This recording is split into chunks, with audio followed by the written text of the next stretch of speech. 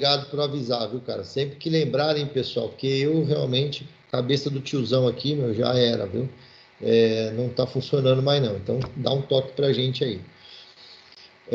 Pessoal, outra coisa, aproveitar que a gente deu essa paradinha aqui, vocês ainda ouvem aquele ruído que aparece? Lembra que no começo do semestre passado fazia um ruído na transmissão? Isso voltou a acontecer? Ou está melhor?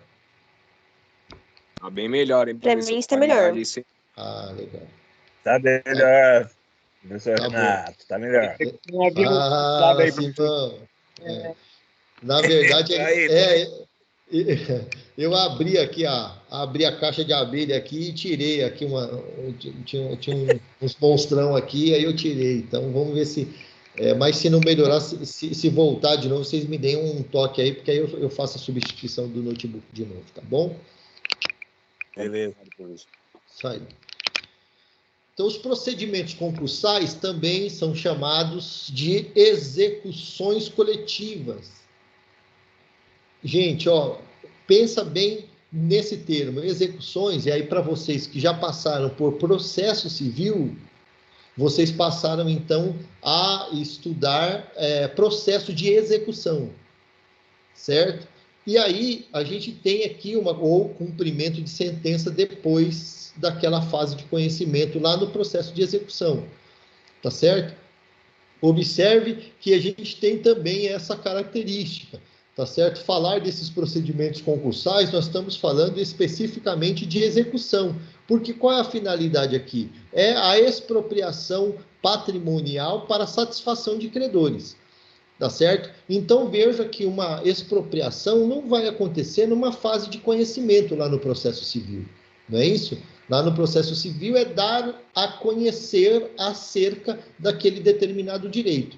Quando o juiz deu a sentença e ela transitou em julgado, aí nós iniciamos um cumprimento de sentença para então a satisfação daquele direito, por meio de um procedimento executório.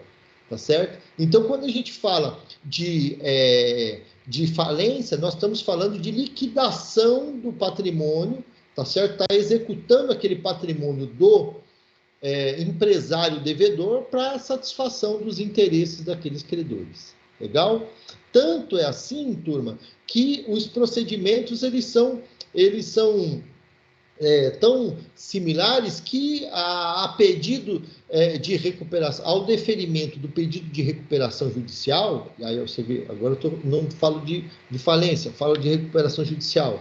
Então, quando o juiz defere, né, autoriza a recuperação judicial, então há uma ordem para que todas as ações de execução que estejam em andamento contra aquele devedor que agora teve a sua recuperação judicial autorizada, elas são suspensas.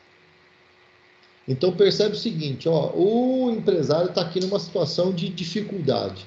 Aí ele não pagou A, não pagou B, não pagou C, e ele diz, vou entrar com a recuperação judicial. Aí veja, e o A e o B, eles já nem esperaram nenhum procedimento por parte do empresário. Eles já promoveram uma ação de execução. Então, imagine lá que um banco ele já tem uma garantia, né, tem uma nota promissória a seu favor. Então, ele tem uma garantia como um título de crédito, e aí ele já propõe uma execução imediatamente. Ou tem lá um contrato com duas testemunhas, que também é título executivo extrajudicial, e aí promoveram, veja, paralelamente, uma ação de execução, que é perfeitamente possível, cabível. E aí, então, o empresário decide pela recuperação judicial. Quando ele propõe a ação de recuperação judicial, paralelamente, as execuções estão em andamento. Tá certo? Mas, quando há o processamento, o juiz defere, né, vai dar lá um despacho, uma decisão interlocutória, né? Ele vai dar uma decisão interlocutória deferindo o processamento da recuperação judicial. Então, a partir dali, estas execuções que foram propostas pelos credores de maneira individualizada, elas serão suspensas em face do procedimento de recuperação judicial. Então, por isso são chamadas de execuções coletivas, causam repercussão econômica no mercado e nas próprias pessoas, pois o ajuizamento do procedimento concursal pode impactar o funcionamento das cidades, regiões, estados e até mesmo o país. Risco de diminuição de empregos, queda de arrecadação de impostos e até interrupção de serviços essenciais à população. Veja como é importante a mudança que nós tivemos na legislação em 2005, quando aquele procedimento de liquidação que nós tínhamos nos procedimentos anteriores à Lei 11.101, foi importante o implemento da recuperação judicial, porque o que visa aqui, turma, é a repercussão que se dá numa condição de falência. Quantas pessoas podem ser prejudicadas além da pessoa do falido? O empresário falido vai ter, obviamente, um prejuízo, né, em decorrência desse status de falência, né?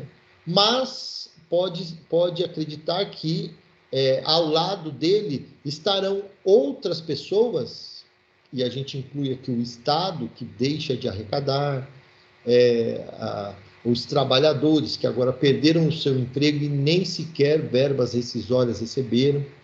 Veja que eu tenho a habilitação em um processo de recuperação judicial, em um processo de falência, eu tenho a habilitação de 11 funcionários de uma mesma empresa que tiveram seus créditos reconhecidos pela Justiça do Trabalho, só que, veja só, né, lá na Justiça do Trabalho eles tiveram uma sentença favorável, alguns fizeram até acordo, né, tem lá um título executivo judicial, só que eles só têm o papel na mão, não receberam, né? Pobre dos trabalhadores nessa condição, porque deram ali uma mão de obra, né, e aí chegou um momento em que a empresa pratica uma falência, né, chega nesse estado de falimentar, e agora esses trabalhadores, além de não terem emprego, também não têm o mínimo, né, que são aqueles valores para poder pagar ali alguma conta e depois se recolocar no mercado de trabalho em outra empresa. O que eles fizeram foi receber o fundo de garantia que eles tinham depositado, que foi liberado, inclusive, por meio de alvará judicial no processo trabalhista, e receberam seguro-desemprego, né? Afora isso, as verbas, multa de 40%, enfim, as verbas rescisórias e verbas salariais, eles tiveram que habilitar como um credor lá na falência. E aí depois a gente até vai estudar isso, né? E diz, puxa vida, a gente fica curioso, né? Porque e se o patrimônio que o empresário devedor tem não é suficiente para pagar todos os credores? Né? Qual é a situação aqui, né? Então, a situação aqui é que os créditos, então, não serão havidos, obviamente. É isso. Então, a falência, na verdade, o processo de falência não alcançou o fim para o qual ele se destina com efetividade, né? Outro ponto importante a ser ressaltado consiste no fato de que os procedimentos concursais impactam quase todos os demais ramos do direito.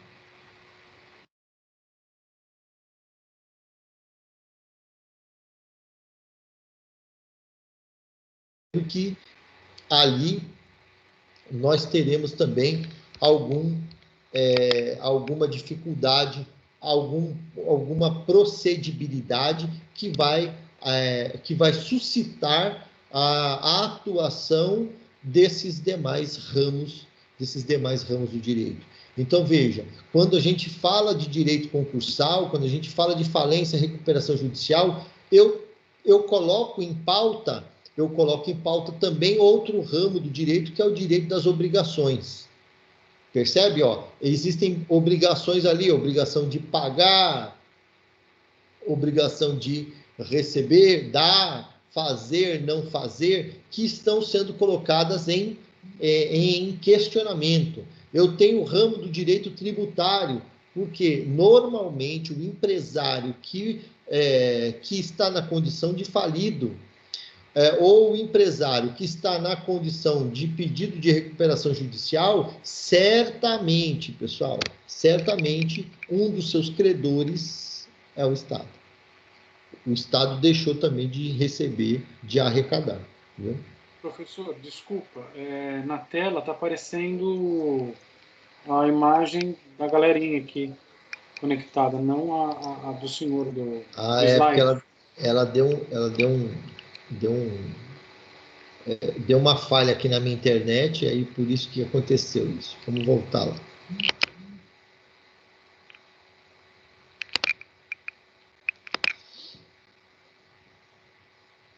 Voltou aí, pessoal? Positivo. Maravilha. Tranquilo. Então, vejam só, outros ramos do direito que estão sendo impactados pelo direito concursal. São exemplos aí, tá? Direito das obrigações, o direito dos contratos, né? Direito civil, contratos, direito sucessório. A gente vai ver que existe aí a possibilidade de falência quando do falecimento do empresário, né? E aí tem a figura do inventariante que pode legitimado para a propositura da ação. Tributos, veja, crime falimentar, né? O direito penal vem assim, vem paralelo e vem babando, né?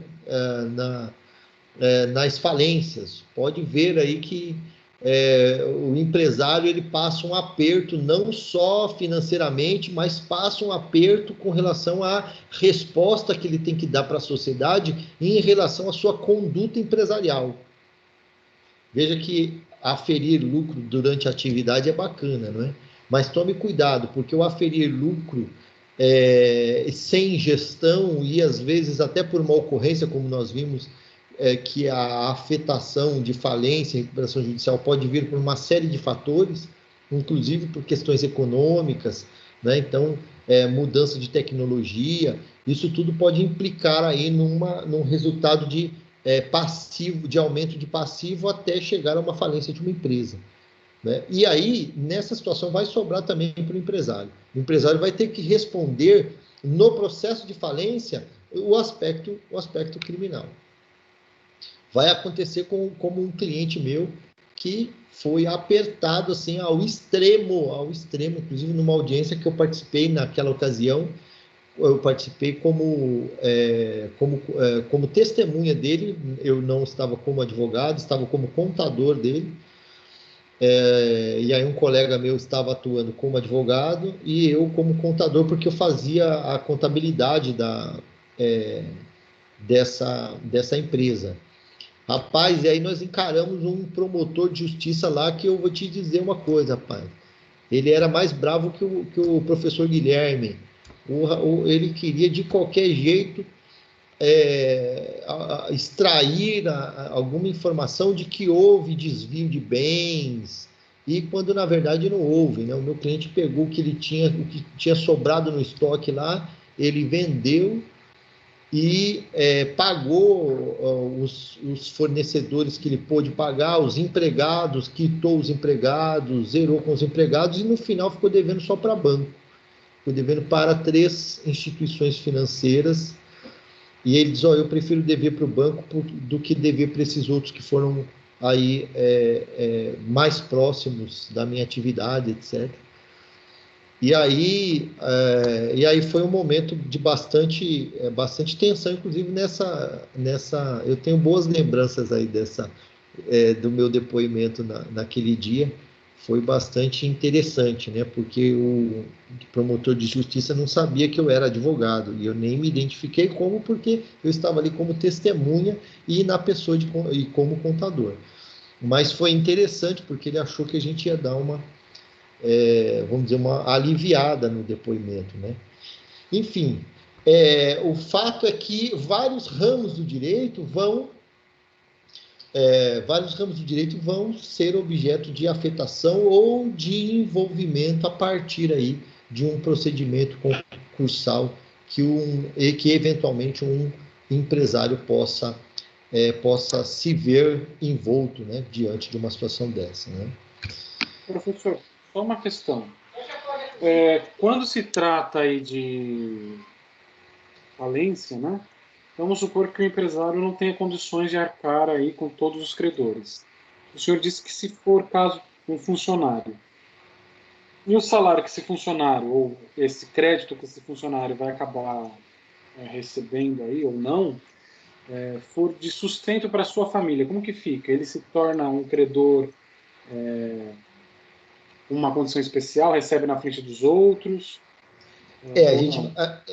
Aquilo que eu disse lá no começo com relação à ordem de preferência. Se o crédito for de até 150 salários mínimos, então, embora o concurso de pessoas o concurso de credores tenha um caráter de igualdade, né, quer dizer, todo mundo recebe no mesmo momento e faz um fracionamento, um rateio, alguns créditos têm essa preferência, como dos trabalhadores que ganhem até 150 salários mínimos.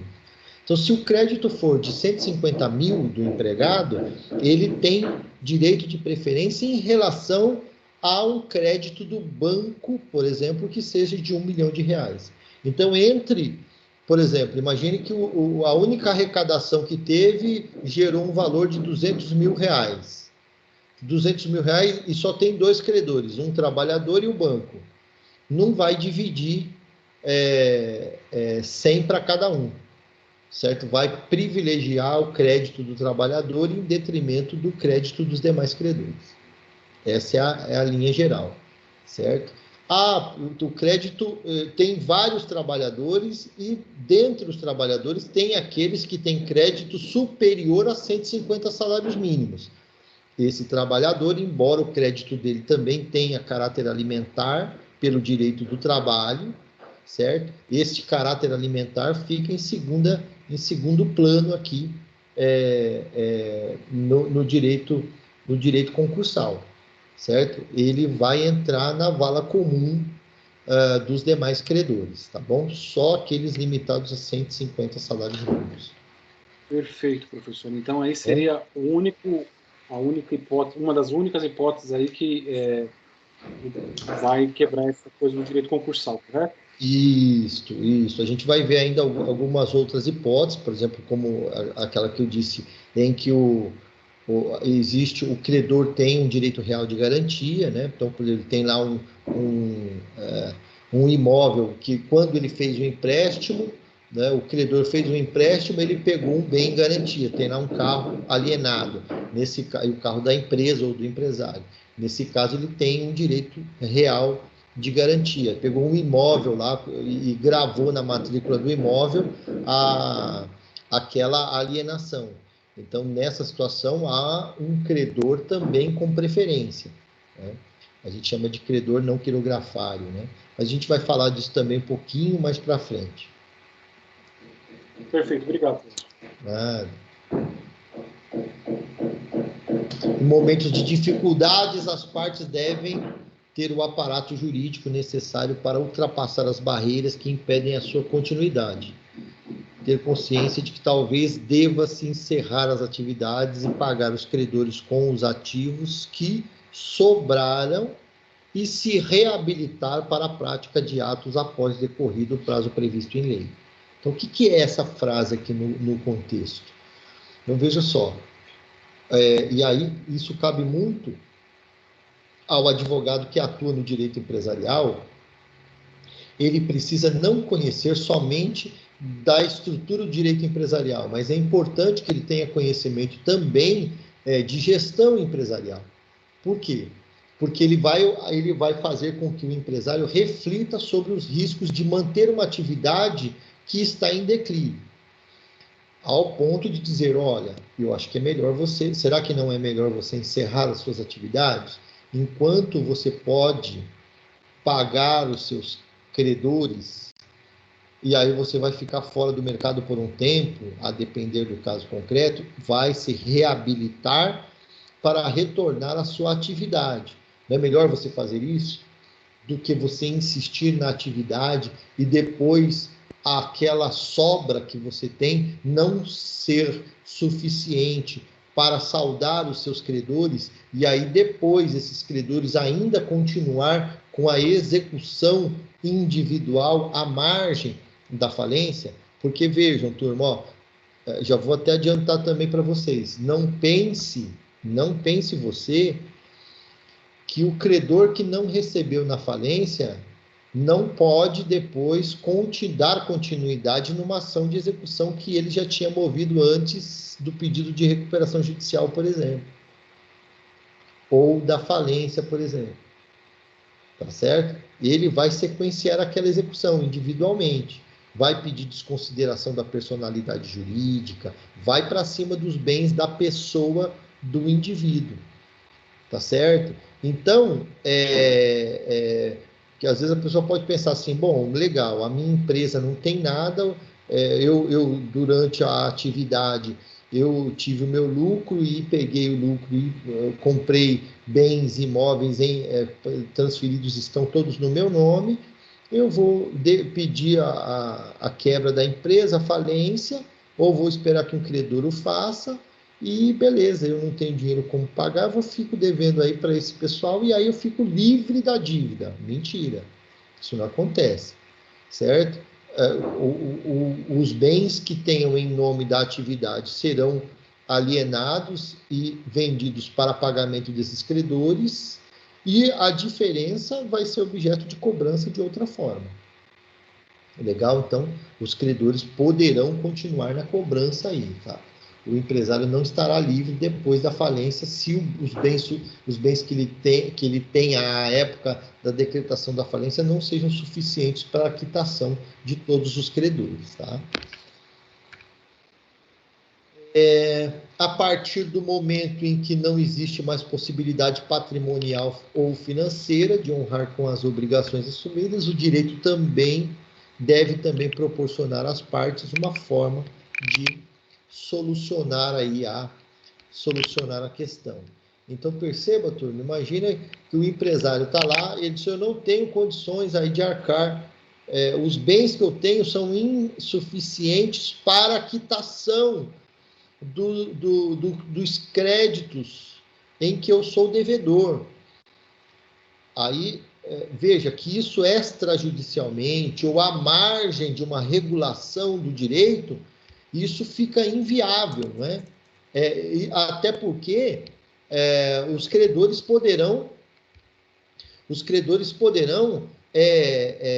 forçar, e aí aquele que chegar primeiro é o que vai levar, forçar por meio de execução, né? Então, por isso, há um regramento que traz ali uma condição, em situações de recuperação judicial que não deu certo com o volume em falência, há um procedimento aqui antes dos credores tentarem aí satisfazerem os seus créditos com uma ação de execução. Vamos tentar recuperar essa atividade empresarial por meio de uma recuperação judicial. Vamos dar um fôlego de 180 dias para ele apresentar um plano de recuperação e esses credores tentarem aí, nessa composição, receber os seus créditos de acordo com o plano de recuperação judicial.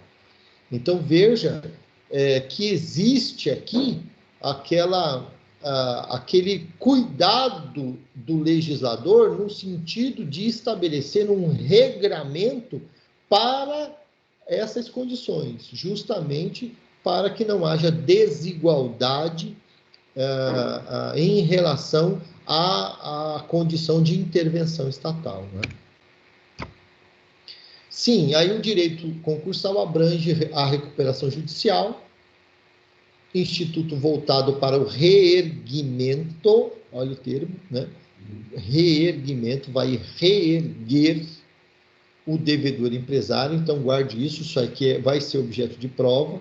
Né? O que é que abrange o direito concursal? Recuperação judicial.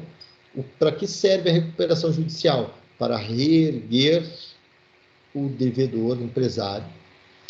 Ela abrange também, o direito concursal abrange também a falência, forma de dissolução da sociedade e da atividade empresarial, né? E de realização do seu ativo, do ativo do devedor, e teremos também a liquidação extrajudicial. Então, o direito concursal serve para a recuperação judicial, reerguer a empresa. Serve para, abrange a falência, dissolver a sociedade, se for sociedade, ou arrecadar o patrimônio e liquidar as dívidas deixadas pelo devedor, certo? Teremos a chamada liquidação extrajudicial, procedimento voltado ao afastamento do devedor submetido a órgãos governamentais. Guarde isso aqui, ó. Recuperação extrajudicial é diferente de liquidação extrajudicial. Guarde isso, ó. Há diferença aqui, Renato, sem dúvida nenhuma. Percebe o seguinte, ó, quando se fala em liquidação extrajudicial, a gente vai estudar isso também um pouco mais para frente, liquidação extrajudicial não é assunto da Lei 11.101. Tá? É o artigo lá, o artigo 2º da lei vai dizer, ó, algumas atividades empresariais não serão objeto da Lei 11.101.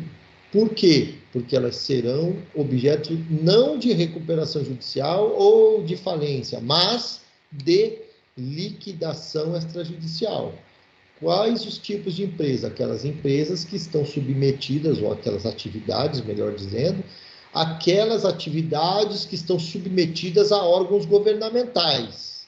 Estas atividades, liquidação extrajudicial, que embora sejam faça parte do direito concursal, não está inserida na Lei 11.101. Guarde isso, por favor. Tá? Ó, exemplos aqui, ó. Instituição financeira, plano de saúde, seguradora, empresas de consórcio. Legal? Então, guarde isso. Espera aí, Renato. Ó, volta lá, Renato, um slide. Volta aqui, ó. Ó, veja só. Direito concursal abrange o quê? Abrange recuperação judicial e falência. Recuperação judicial e falência, Lei 11.101. E envolve liquidação extrajudicial. Liquidação extrajudicial não é a mesma coisa que recuperação extrajudicial. Recuperação extrajudicial é uma forma de recuperação, veja, como no primeiro, uma forma de recuperar a empresa que está inserida na Lei 11.101. Uma maneira extrajudicial de recuperação. Legal? Então, Renato, saquei. Então, na Lei 11.101 eu tenho recuperação judicial e extrajudicial. E tenho falência. Beleza. Fora da Lei 11.101 eu tenho direito concursal? Tenho. Tem direito concursal voltado para a liquidação extrajudicial e para a insolvência civil. Tá bom? Falamos aí dos exemplos, certo? E aí, o último comentário do direito concursal, que é a insolvência civil, aquele procedimento para instaurar a execução coletiva de pessoas físicas e pessoas jurídicas não empresariais, tais como sociedades simples, associações e entre outros. Tá bom? Então, Renato, peraí, deixa eu ver se eu entendi aqui, ó. Deixa eu ver se eu entendi. Eu estudei lá em direito empresarial, que eu tenho sociedade empresária e sociedade simples. Lembra-se disso? Ó? Sociedade empresária, o seu registro está onde? Está na junta comercial. Sociedade simples, que é aquele tipo de sociedade não empresarial, está registrado no cartório de registro de pessoas jurídicas, tá certo? Por não ser atividade empresarial. Legal? Então, observe o seguinte, ó, se abre uma sociedade, 2 engenheiros constituem aí uma sociedade, e aí eles optam por não ser uma sociedade empresarial. Veja que eles até estão se valendo do parágrafo único do artigo 966, lembram-se lá dele? Que não se considera empresário aquele que exerce atividade intelectual. Pá, lembra disso? Olha aí, voltando de novo aqui, né? Exceto se constituir elemento de empresa, tal. Pois bem, então eles constituíram lá uma sociedade simples, porque a sociedade que eles constituíram, embora tenha lucratividade na atividade, não é uma atividade considerada empresarial. Embora eles poderiam ter constituído uma atividade empresarial, registrando a atividade na junta comercial, mas optaram por ser apenas uma atividade intelectual. Beleza. Não deu certo a empresa, começou a entrar em declínio. Dá para ela pedir recuperação judicial? A resposta é não. Ah, então beleza. Então o credor que entra com pedido de falência, o credor vai entrar com pedido de falência? A resposta é não. Ah, bacana. Então vai ser liquidação extrajudicial? Não é liquidação extrajudicial, porque a sua atividade não é regulamentada por órgãos governamentais. Então o que restou para ela? Restou para ela a insolvência civil, porque, como eu disse no começo, insolvência civil não é apenas e exclusivamente para pessoas físicas não empresariais, mas também para pessoas jurídicas. Bacana. Caminhando um pouquinho mais, então, ó, na Lei 11.101, 2 procedimentos voltados aí para dirimir situações distintas.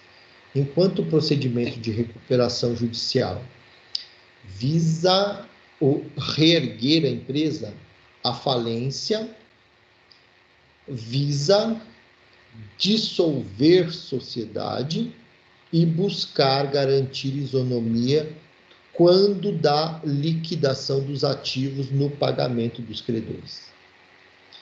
Cuidado com isso, ó. Cuidado, recuperação judicial não serve para liquidar ativo do devedor. Recuperação judicial serve para recuperar a empresa. Tudo bem? Não dá para errar isso, porque o nome já está demonstrando para a gente qual é o propósito. Recuperação judicial é para recuperar a atividade empresarial. Tudo bem? Falência, sim. Falência é para liquidar aquilo que houver de ativo da empresa ou da atividade empresarial e fazer de maneira isonômica, de maneira igualitária, o pagamento dos credores. Tá? Ó, tá vendo o objetivo da... Chama aí. Professor, para a gente solicitar a falência, tem que ser decretado, você tem que fazer o primeiro passo, que é a recuperação, tem uma sequência a seguir, ou você já pode solicitar a falência direto? Ou você tem que ter um plano de recuperação, para se o plano não deu certo, aí você solicita essa falência. Existe uma regra aí ou... Existe uma regra, excelente pergunta, tá? Existe uma regra, a pergunta é extremamente pertinente, porque a gente se depara lá na Lei 11.101 com os 2 institutos, e aí eu preciso entender, pô, é uma sequência de atos processuais, ou eu posso optar por um ou por outro. Então, veja, eles, embora estejam na mesma norma, além de terem um objetivo diferente um do outro, os procedimentos também são distintos. Isso quer dizer o quê? Que eu posso optar pela recuperação judicial ao invés da falência. ou eu posso optar pela falência, isso eu empresário, tá? Ou eu posso optar pela falência ao invés da recuperação judicial. E o que é que define isso especificamente? Quem se arrisca aí? O que é que define essa decisão do empresário? O empresário tem lá, chegou para o advogado, estudou o que é que vai acontecer numa recuperação judicial, estudou o que é que vai acontecer numa falência, e aí o advogado disse, ó, você pode entrar com uma recuperação judicial ou pode entrar com uma falência independentemente da recuperação judicial. Vai depender do ativo ou passivo da empresa, professor. Vai depender de que tipo de análise? Do ativo ou do passivo da empresa, se ele tem condições de manter a empresa, porque a recuperação judicial tem essa característica de dar um fôlego ao empresário para ele continuar mantendo a empresa, ou se ele perceber que não tem condições alguma de manter essa empresa, então ele entra com o pedido de falência, e aí os credores entram aí com a execução dos bens e vai receber dessa forma. Penso que seja assim. Alguém pensa diferente? Não, eu acredito que seja mais ou menos isso, né? Ô Jean, seu áudio não está legal.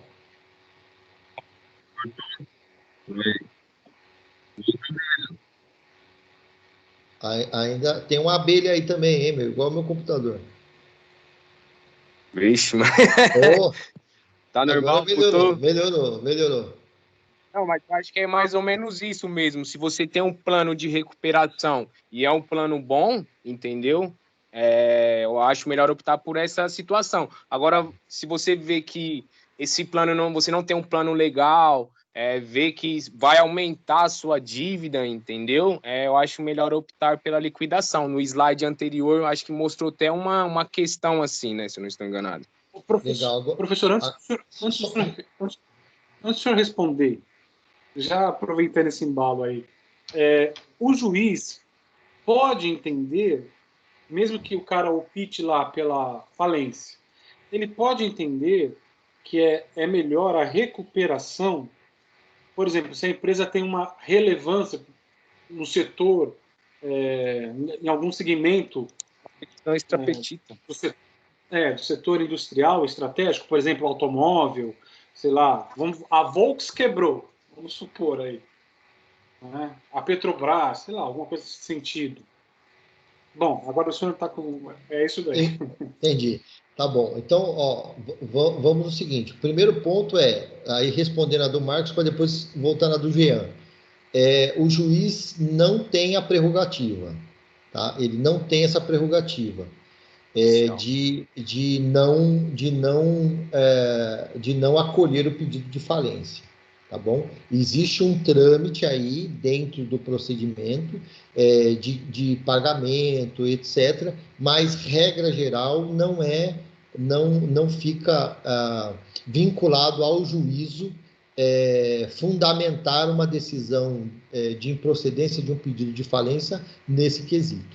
Se há um título adequado para um pedido de falência, então o juízo não vai poder subsidiar aí o empresário nessa questão. Agora, complementando aqui, eu fiquei uma preocupação, Jean, e eu acho que é importante, no seguinte sentido. O plano de recuperação judicial, ele só é apresentado quando já do procedimento de recuperação judicial. Então, veja que a minha pergunta inicial lá era qual é a tomada de decisão, de onde parte a tomada de decisão, ou qual é a base, né, da tomada de decisão do empresário em decidir pela recuperação ou pela falência. Nesse momento, veja, a gente não tem ainda um procedimento nem de falência e nem de recuperação. Então, nesse quesito, a gente ainda não fala de plano de recuperação, tá certo? O que ele tem, e aí eu vou entender que você usou o termo plano de recuperação como uma análise financeira contábil que vai dar para ele base suficiente para decidir se a empresa dele vai ter fôlego para a recuperação ou não, ou se é melhor ele já parar por ali e ir para o campo da falência. Tá? E aí, ainda complementando, turma, a arguição do Jean, é o seguinte, então veja, são procedimentos distintos, mas pode acontecer, veja, de que se no procedimento de recuperação judicial houver descumprimento ou não aceitação do plano, e agora sim eu falo de plano porque já estamos dentro de um processo de recuperação judicial, aí sim eu posso ter uma decretação de falência por meio da convolação, e é esse o termo que se utiliza aqui no direito concursal. Vai convolar em falência aquele processamento de recuperação judicial, aquele pedido de recuperação judicial. Imaginemos o seguinte, o empresário analisou antes do processo, analisou as questões contábil-financeiras e ele optou pela recuperação judicial.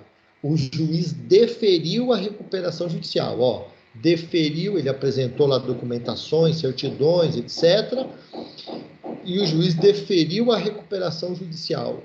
Aí vai ter um tempo específico para a apresentação do plano de recuperação para os credores, para a Assembleia dos Credores.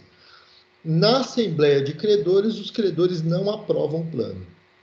Veja que o empresário fez de tudo certinho, seguiu os procedimentos do processo de recuperação, e agora está na mão, a vida empresarial dele está na mão dos credores. Se não for aprovado o plano de recuperação, o juiz naquela condição, e aí eu estou falando de regra geral, mas a gente já tem até jurisprudência que caminha em outro sentido, mas a regra geral é que o juiz agora, então, é obrigado a convolar em falência por não aceitação do plano de recuperação por parte dos credores. Tá bom? Perfeito, professor. Entendi. Muito obrigado. Vamos lá. Vamos seguir mais um pouquinho. Daqui a pouco a gente dá uma paradinha aí para respirar. Daí. Objetivo... Professor. Pois não. Quando ele faz esse plano de falência, aí tem que nomear o administrador judicial, né? O juiz o plano na recuperação.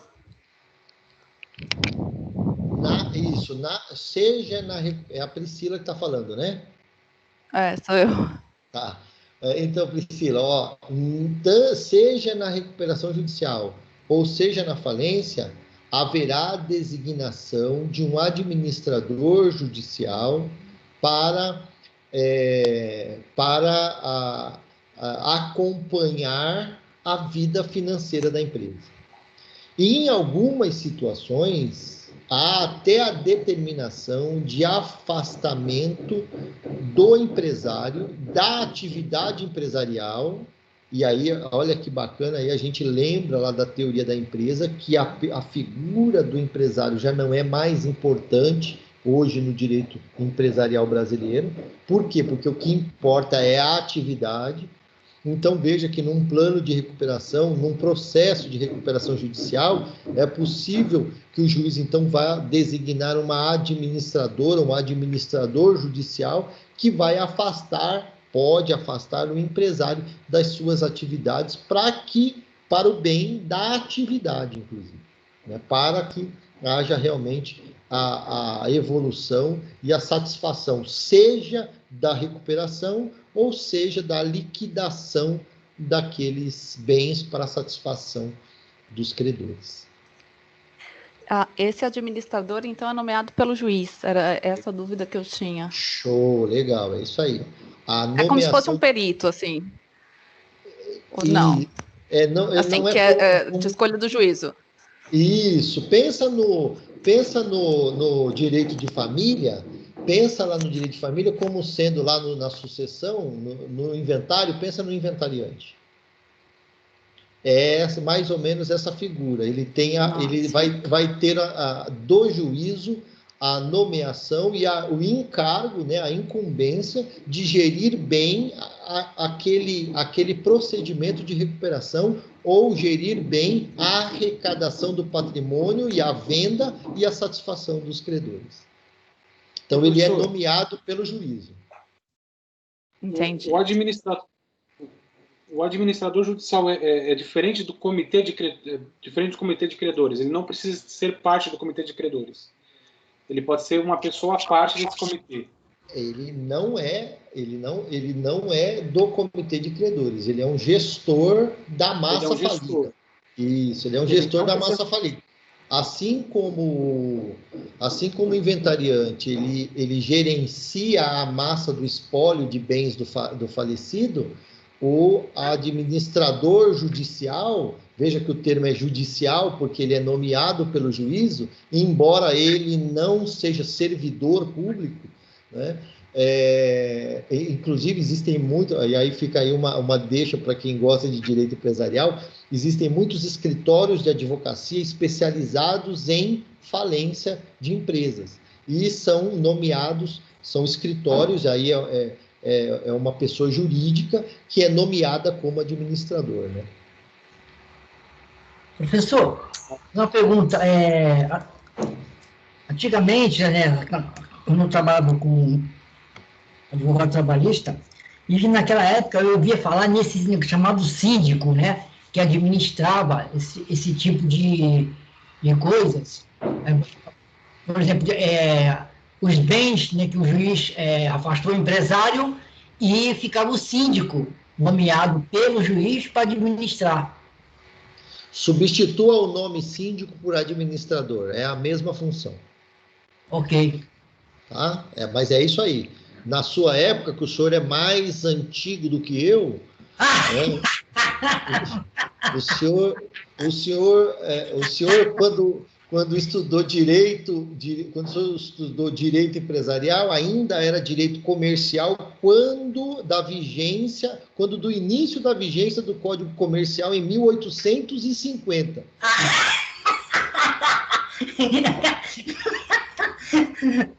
É bem isso aí.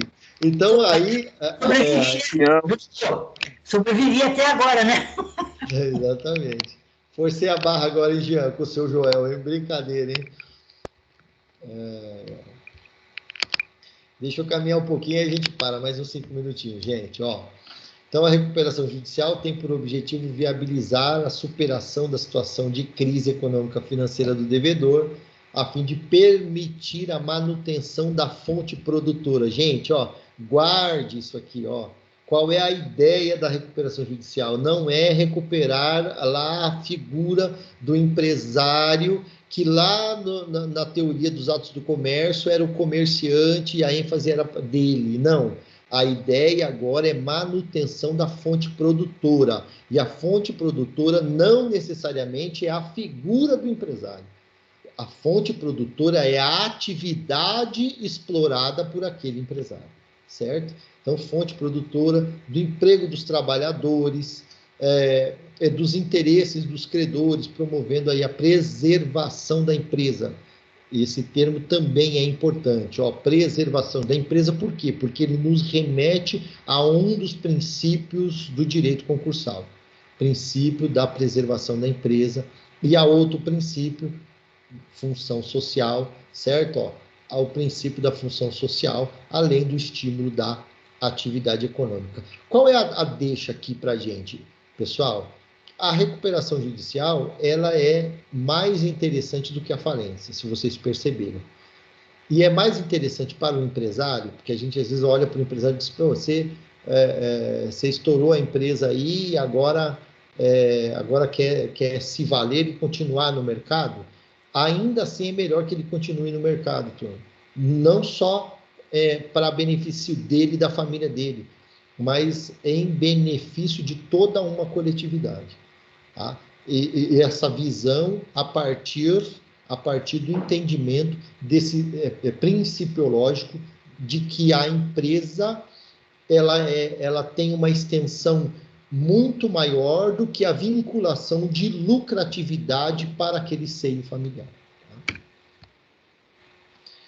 Bom, daqui para frente a gente adentra aí nos princípios do direito concursal, só que aí a gente vai fazer aí vai fazer um intervalinho, vai dar uma respirada aí, certo? Tomar um café, tomar um chá, uma 51 aqui, aquela gorduchinha, bolinha, né?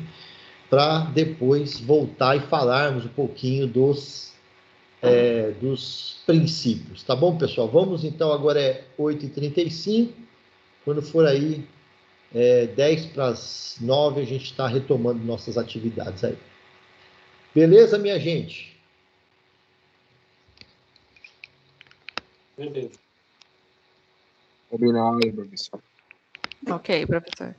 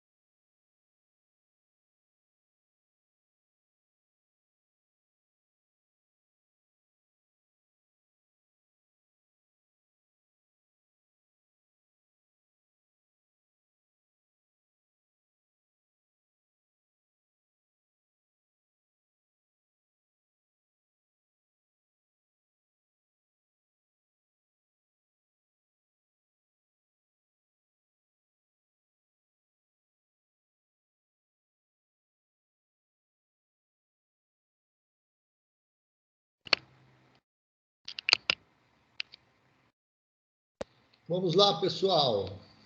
Vamos aos princípios, então? Princípios do direito concursal. Vamos lá. Primeiro princípio.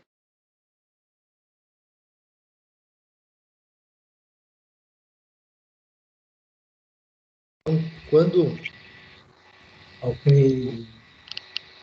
a gente pensa em... Professor, mudou a tela aí. Mudou. Vou voltar de novo lá. Quando a gente pensa em direito de empresa, hoje a gente não consegue não associar a necessidade do cumprimento de função social, certo? A atividade empresarial há muito já não é mais somente para obtenção de lucro do empresário.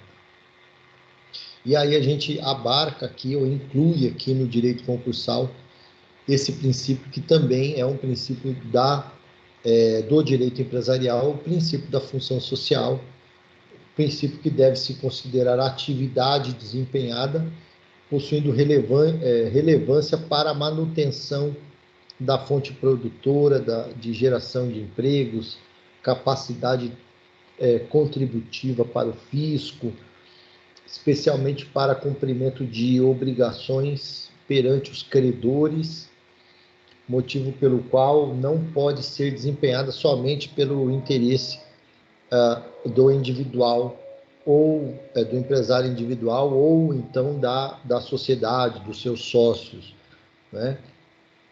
Percebe a amplitude que a função social acaba por apresentar na atividade empresarial, tá bom? Então, o primeiro princípio que a gente acaba por referendar aí, quando do estudo do direito concursal, é o princípio da função social, que também é base para a formação da jurisprudência que vem ascendendo ao longo dos anos dentro aí desses procedimentos de recuperação judicial e falências. Então, como eu disse há pouco para vocês, o fato da Assembleia de Credores não rejeitar o plano, não aceitar o plano de recuperação, e a lei já estabelecer diretamente, e assim fez o legislador, que em caso de não aprovação do plano, haverá a convolução em falência, né? Você não pode apresentar um novo plano, enfim, aliás, nova recuperação judicial, né?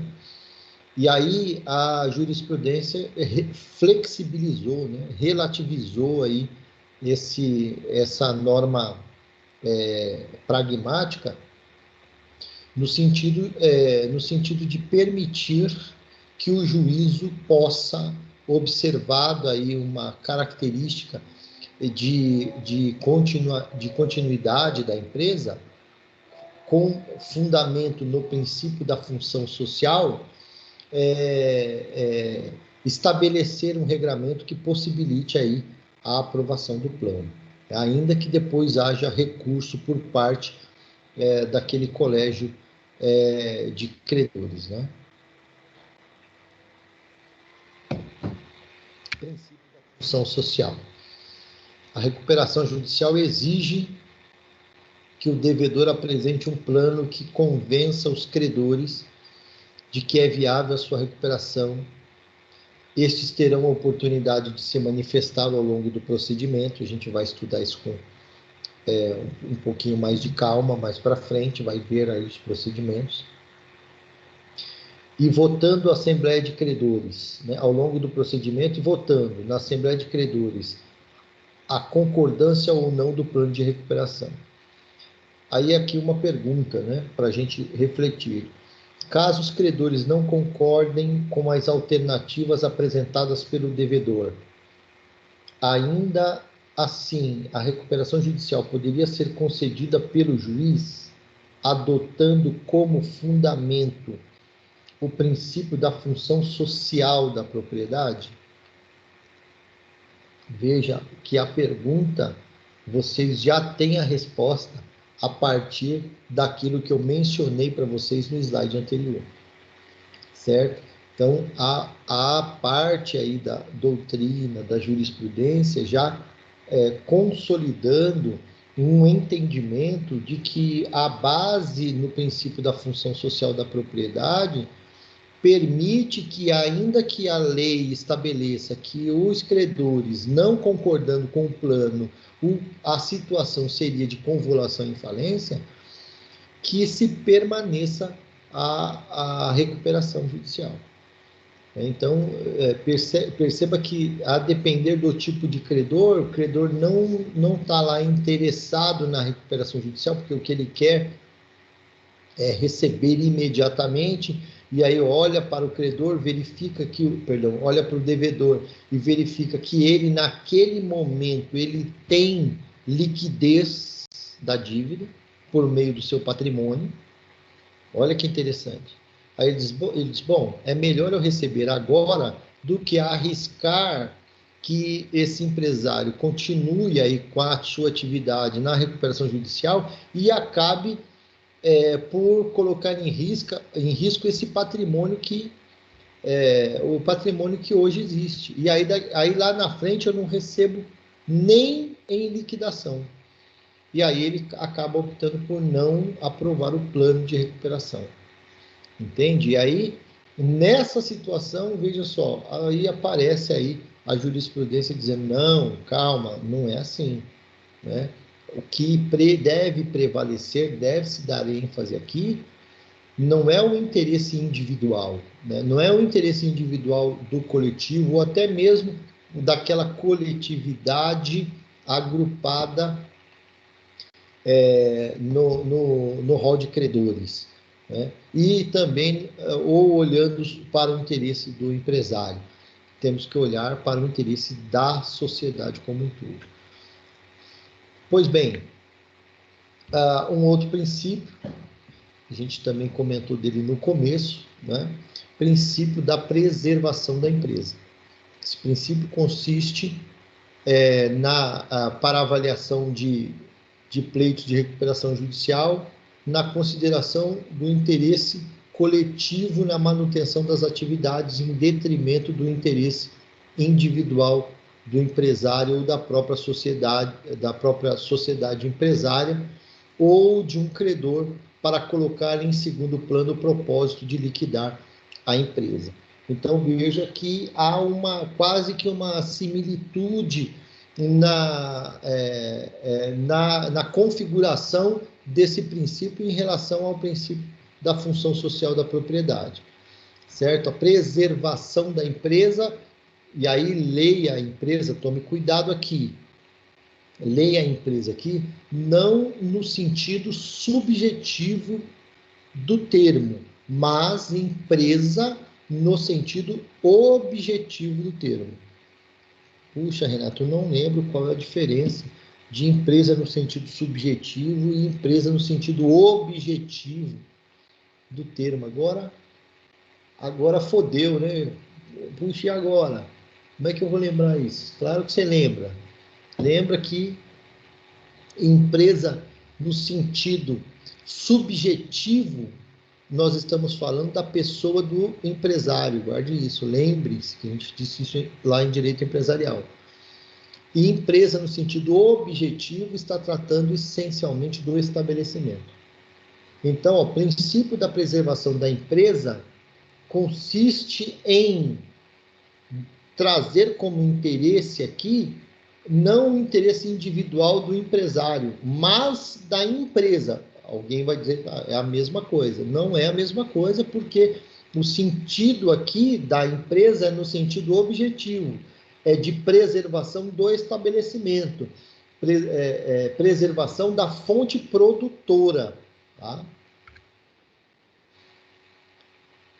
Direito brasileiro abandonou um sistema meramente liquidatório, centrado na satisfação dos credores, migrando para um sistema recuperacional, tendo como paradigma a preservação da empresa, em que se prestigia sobremaneira a manutenção e a reorganização da atividade organizada.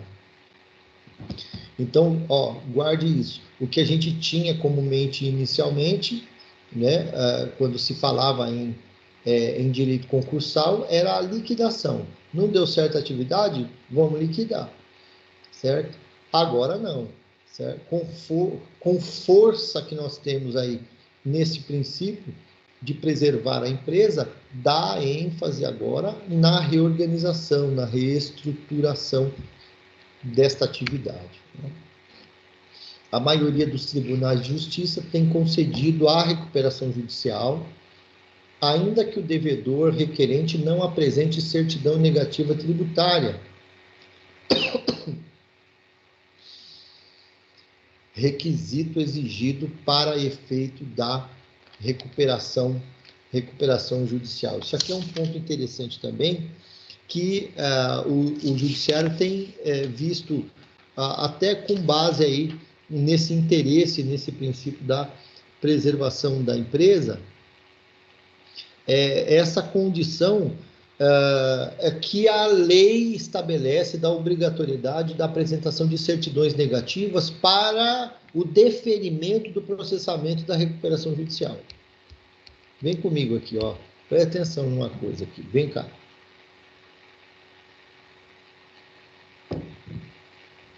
Ó, olha só. Faz sentido para você o empresário que está numa situação de dificuldade, devendo lá para uma série de credores. Dentre eles, aí eu disse lá no começo que normalmente um empresário que é devedor, um dos principais credores dele é o Estado.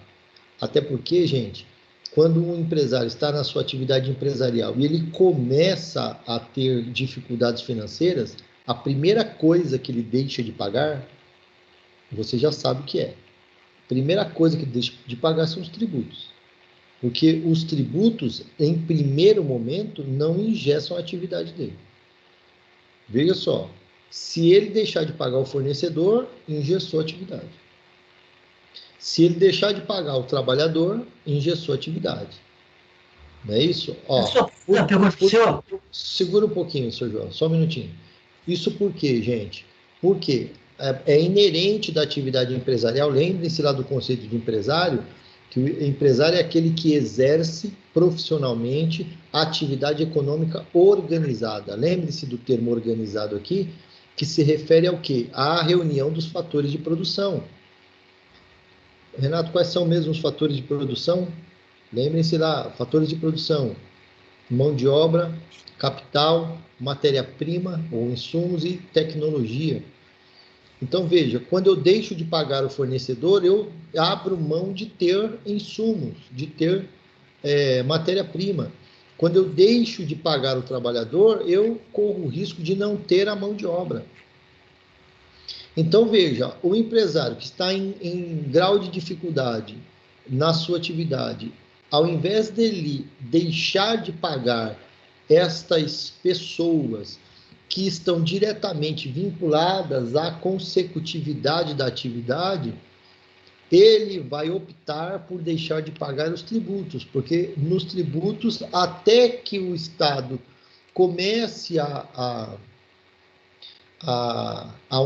um procedimento administrativo e judicial de cobrança dessa dívida, ele já em tese tem um tempo de fôlego para recuperar-se, e aí ele ainda vai negociar essa dívida depois com o Estado, né? Inclusive em situações até de incentivo à regularização, como aqueles chamados refis, não sei se vocês já ouviram falar, não é? Que são aqueles parcelamentos incentivados com descontos nos juros e na multa.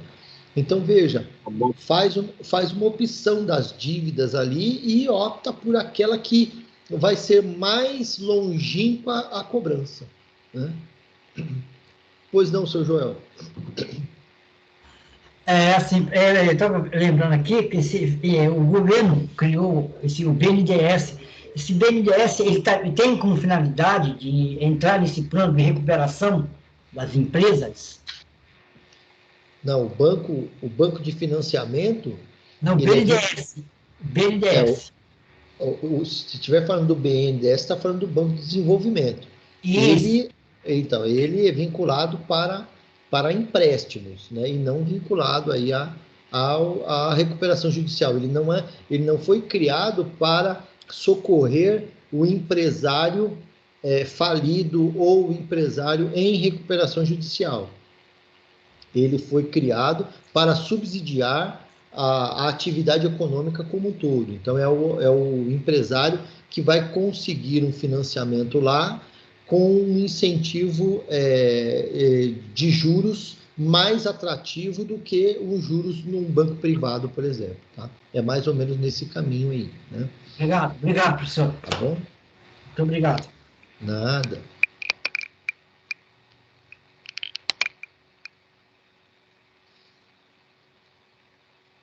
Ah, sim. Oh, meu Deus, acabei esquecendo da pergunta que eu ia fazer para vocês. Não, replicar para vocês aqui. Veja só. Então faz sentido, aí no momento que você está pedindo a recuperação judicial, está lá devedor, e aí você está devendo inclusive para o Estado. Aí, sabe o que vem dizer a lei? A lei diz que para o processamento da recuperação, você precisa apresentar certidões negativas. Né? Após a juntada nos autos do plano aprovado pela Assembleia Geral dos Credores ou decorrido o prazo do 55, o devedor apresentará certidões negativas de débitos tributários.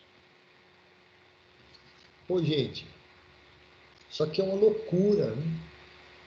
Porque é um contrassenso. Aí aqui, guardadas o pensamento diverso, me parece que o legislador aqui deu uma escorregada, né? Porque aprovou o plano não quer dizer que ele já está apto para...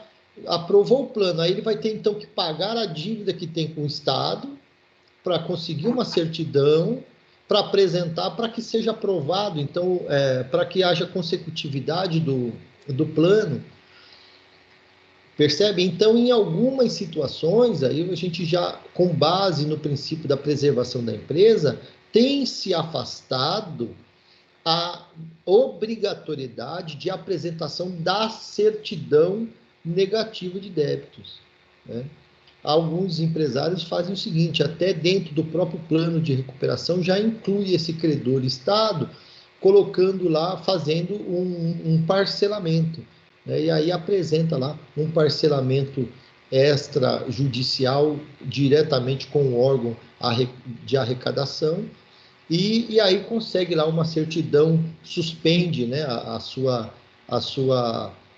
inexigibilidade, e aí ele consegue então dar sequência, emitir uma certidão positiva com efeito de negativa, em razão do acordo extrajudicial que for feito. Tá?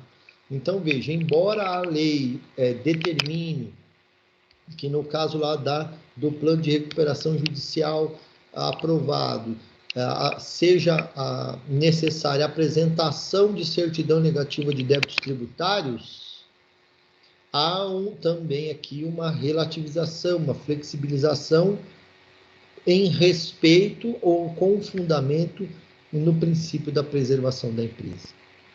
Baseado, aí vem uma questãozinha também, vamos ver se eu já não respondi, né?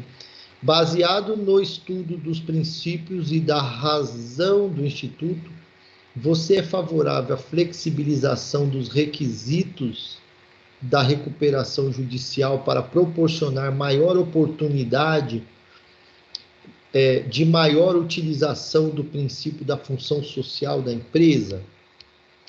Talvez a gente não tenha ainda, nesse primeiro momento, condições suficientes para a resposta na íntegra dessa pergunta, em razão da gente ainda não ter passado pelos requisitos na totalidade da recuperação judicial. Mas com base nisso que nós conversamos aqui, né, de uma necessidade de apresentação de certidões, por exemplo, vocês concordam que preciso flexibilizar esses requisitos, né? Não pode ser tão rígida assim, porque senão inviabiliza, é contrassenso permitir o processamento de recuperação judicial e ao mesmo tempo exigir que se apresente dívidas quitadas com o Estado, é no mínimo um contrassenso, porque o maior credor de várias atividades empresariais aí é o próprio Estado. O que vocês acham?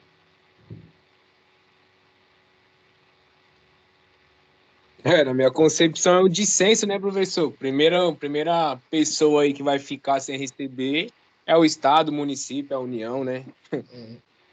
Se a gente tem condições de apresentar condições negativas, né? Jean, que é da área contábil, sabe disso.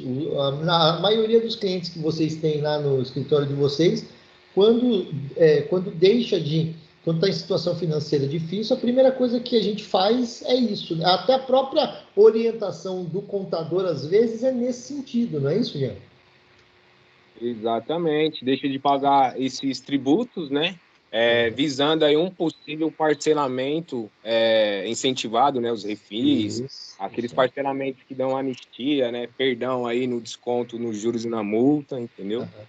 Lá na frente ele consegue parcelar essas situações, né? E ter aí a certidão positiva. Mas a negativa foi escrache, hein? Foi, judiou. O legislador pisou na bola, que feio. E aí eu acho que aí o judiciário está aí tentando corrigir isso e fazendo valer aí o princípio constitucional da função social da propriedade, né? Acho interessante nesse ponto aí, bacana, né?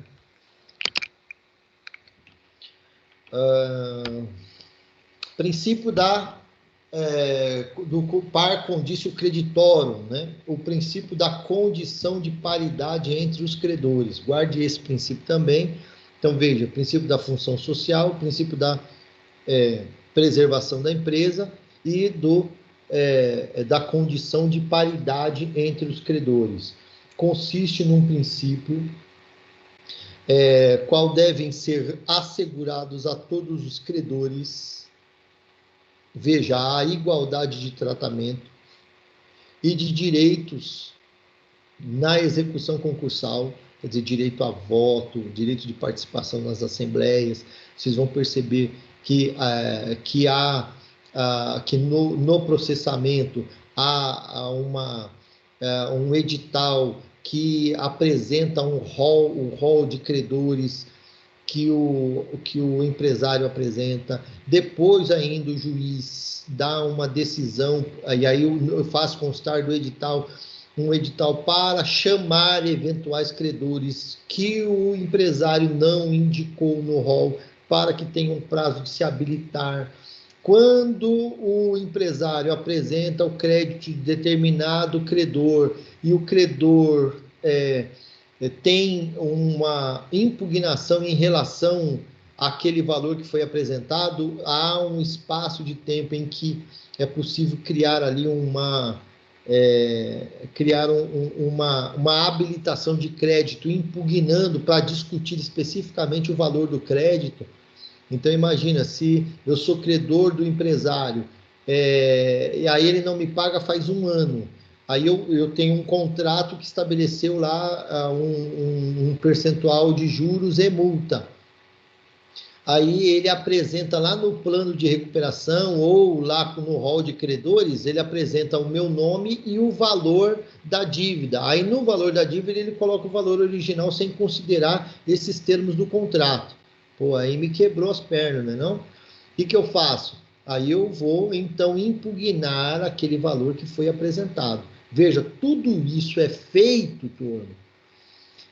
Se for dentro do procedimento de falência, tudo isso é feito enquanto o administrador judicial está arrecadando e tentando vender o patrimônio. Depois, tudo isso é feito, se for na recuperação judicial, no sentido, já observando o plano de recuperação judicial. Mas, olha qual é o sentido disso? De dar condição de paridade entre os credores. Tá certo? Assegurando o crédito de maneira igualitária, tá? Tratamento igual de direitos na execução concursal, considerando as suas condições e tipos de crédito. Esse princípio evita que alguns credores, dentro de uma mesma categoria de créditos, tenham privilégio sobre os outros. Tá certo? O princípio do par condício creditório. Tá? Aí aqui a gente entra mais já num aspecto processual, mas também é princípio do direito concursal, princípio da celeridade da economia processual. Tá? O artigo 76 aí da lei vai dispor que o processo de falência atenderá aos princípios da celeridade e economia processual. Legal? Então percebe quando o Jean perguntou lá, tem diferença, tem que entrar primeiro com a recuperação e depois com a falência, e aí dentro da resposta eu disse para vocês que há uma possibilidade de, por exemplo, convolar a recuperação judicial em falência quando a recuperação não deu certo. Veja, isso faz sentido para você quando você olha para os princípios da celeridade e economia processual? Certo? Você está usando o mesmo procedimento, que era o da recuperação judicial, para a falência. Você não vai precisar entrar com outro processo, né? Extingo aquele processo de recuperação, não deu certo, e aí entra com outro processo de falência. Não. Respeitando aí esse princípio da celeridade, princípio da economia processual, cabe no mesmo barco aí a sequência destes dois procedimentos. E não bastasse isso, a celeridade é extremamente relevante, especialmente no procedimento de falência. Sabe por quê? Porque quanto mais rápido arrecadar, liquidar e pagar os credores, menos o risco de dilapidação do patrimônio e perda patrimonial. Então, se um procedimento de falência tem lá, 10 caminhões da empresa que deverão ser leiloados para arrecadar valores para pagar os credores. Aí o procedimento de falência demora 5 anos. Esses caminhões parados no pátio, no tempo, chuva, sol, o desgaste do tempo. Quando chegar o momento do leilão, um caminhão que valia 200 mil, vale agora 50. Certo? Então, veja que a celeridade na praxis da falência, ela é importante também nesse quesito, de ter ao máximo possível um patrimônio satisfatório, limpo, para poder satisfazer o crédito desses credores aí, né? Então, sobre o princípio da celeridade, mesmo respeitando-se o caráter complexo da legislação falimentar, devem ser evitadas delongas operacionais, administrativas, processuais, em nome do interesse em ser concluído o processo falimentar o quanto antes, para preservar os bens ou atividades ou ativos, né, da empresa, da atividade empresarial, né? Pois não. Oi, professor. Na questão aí do princípio da celeridade, se não ocorrer, tem algum incorre em processo de nulidade dessa ação? Não, porque nós estamos tratando especialmente de princípio, né? Então, o princípio ele é norteador aqui, não é? Ele não é a norma dever ser, né? Então, ela não está posta como a regra, né? Embora seja norma jurídica de caráter direcionador, né? Então, Tá. Não haverá uma sanção, porque a lei não vai estabelecer isso. Em caso o juiz, né, não não defira o processamento da recuperação em X tempo e verificado o prejuízo, etc., o juiz responde. Ou então o administrador judicial, embora tenha penalidades para o administrador judicial, no sentido de afastá-lo das funções, né? Então, existem algumas situações, por exemplo, se houver um caráter protelatório por parte do empresário, veja, o juiz determinou que o empresário apresente o rol de credores, nome dos credores, valores atualizados. Aí o credor está fazendo o seguinte: meus bens vão ser arrecadados, então eu vou demorar o máximo possível vou protelar o máximo possível. Ato atentatório à dignidade da justiça. Então, existem aí as ferramentas jurídicas para tentar inibir essa conduta, né? Mas a regra geral quem está atuando direta ou indiretamente nesses procedimentos tem que ter o interesse de observância desse princípio da celeridade, né? Ok, obrigado, professor. Professor, Pois não. quando tem esse rol de credores, aí o senhor diz que dá um prazo de 180 dias, né? E nesse prazo vão entrar mais credores, né? Porque suponhamos que está rolando uma ação trabalhista. Aí até ter a sentença tal, pode já estar rolando já ter apresentado o rol de credores. Aí como que faz para os novos entrarem? Tá, vamos pensar então, não na recuperação judicial, e sim na falência, tá? Porque a habilitação do crédito se dá por intermédio do procedimento falimentar e não na recuperação judicial. Na recuperação judicial, eu tenho o plano de recuperação que é apresentado pelo recuperando, né, pelo empresário, e ele, no momento em que ele apresenta o plano, ele vai dizer o que diz o plano exatamente. A gente até vai ver alguns requisitos do plano. Vai colocar quem são os credores, quais são os seus valores, e como o devedor pretende pagar esses credores.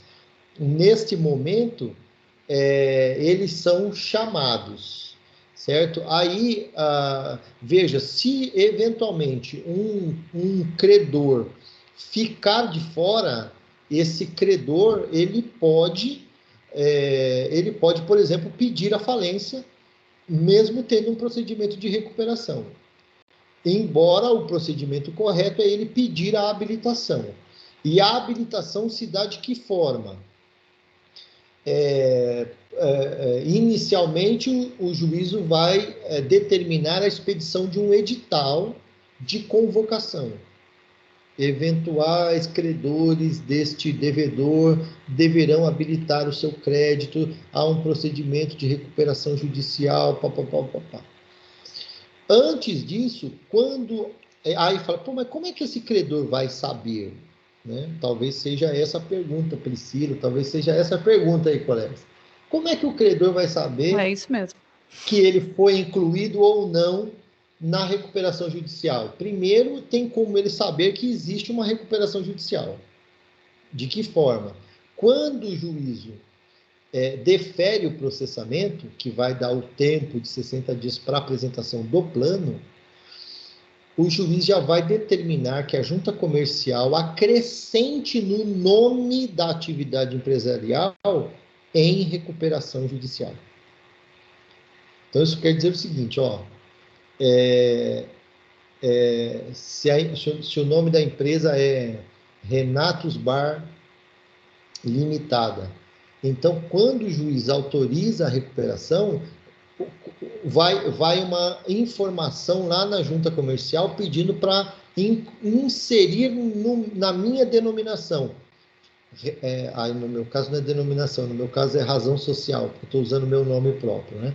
Então, Renatos Bar Limitada em recuperação judicial. Isso é o que vai aparecer lá na ficha cadastral da junta comercial.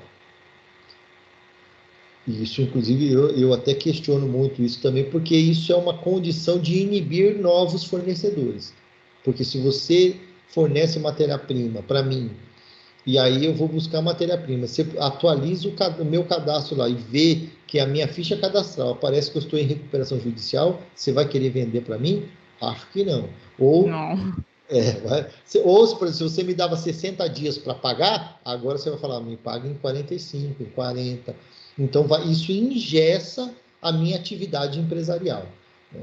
Então, percebe que o credor ele tem mecanismos para saber, ainda que haja uma omissão por parte do devedor a esse respeito. Então, ele vai ficar sabendo da recuperação judicial. Até porque um credor ele já está lá com uma ação de execução.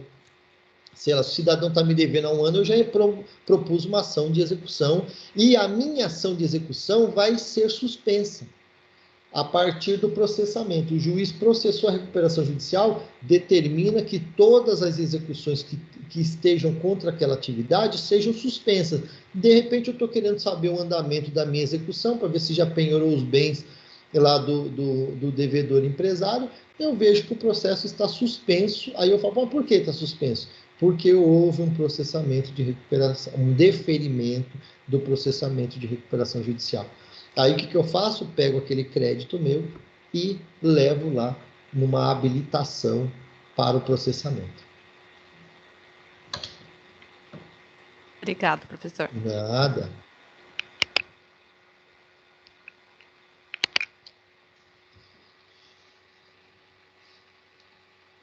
Economia processual aduz que deve haver emprego. Deve haver...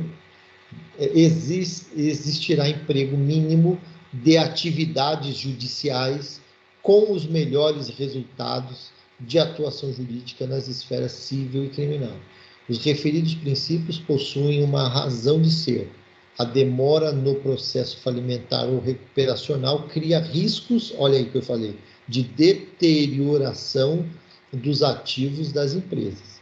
No caso do processo de recuperação, a demora na aprovação do plano de recuperação pode agravar ainda mais a situação da empresa em crise, tornando-a futuramente ou depois, né, inviável. Pessoal, tranquilos até aqui? Deu para captar aí um direcionamento a partir da análise dos princípios, pessoal? Deu sim, professor. Deu outra visão aí, coisa que eu nem tinha um conhecimento. Foi bem bacana, viu? Estava ajudando um pouquinho mais aí, né? Legal. Gente, então eu vou parar por aqui, porque como o assunto é bastante pesado, né? Então, pode até ser que o seu Joel, a essas alturas, já esteja aí dormindo no sofá, em cima do computador. Não, professor, estou ouvindo aqui quietinho. Estou brincando. Tá bom, gente, obrigado pela atenção de vocês. A gente volta na aula que vem, a gente volta com falando dos legitimados, tá? Os legitimados é um conteúdo bastante específico, bem enxuto, então a gente fala bem rapidinho. Aí a gente entra no aspecto processual aí da recuperação judicial propriamente dita. Obrigado, pessoal. Pois não, senhor João. Esse material aí, você direcionado tudo pro AVA lá? Podem ficar tranquilos que eu vou disponibilizar para vocês lá no AVA todos os slides aí da nossa disciplina. Porque nós recebemos um comunicado que acho que vai ser tudo daqui a uns dias, tudo pelo AVA, né? Isso, as aulas serão dadas pelo AVA, há um link lá vinculando, acho que ao Teams direto, mas independente disso, a gente pode incluir também lá no AVA o material que a gente tem apresentado aqui, fiquem tranquilos. Porque eu pensei que, não sei, que o senhor ia fazer como o professor Robson faz, né? Ele não usava muito o AVA, né? Ele dava, né? Vai dormir, João, pelo amor de Deus. Não posso nem conversar, meu. Desculpa aí, desculpa. Já que eu tô muito aí, meu. Só porque eu sou pequenininho e velho. Vou contar tudo pra minha mãe, tá? Eu achei que o Kleber estava dormindo também. Obrigado, viu, Kleber? Você sempre me salva no final da aula. Hein? Bom, pessoal, bom final de semana para todo mundo aí. Ó, já é quarta-feira e já está querendo ir para o feriado, hein? Brincadeira. Gente, obrigado pela atenção de vocês aí, gente. Obrigada. Valeu, professor. Se cuidem aí, pessoal. Boa noite, boa noite. Falou, Professor, tchau, tchau. boa noite.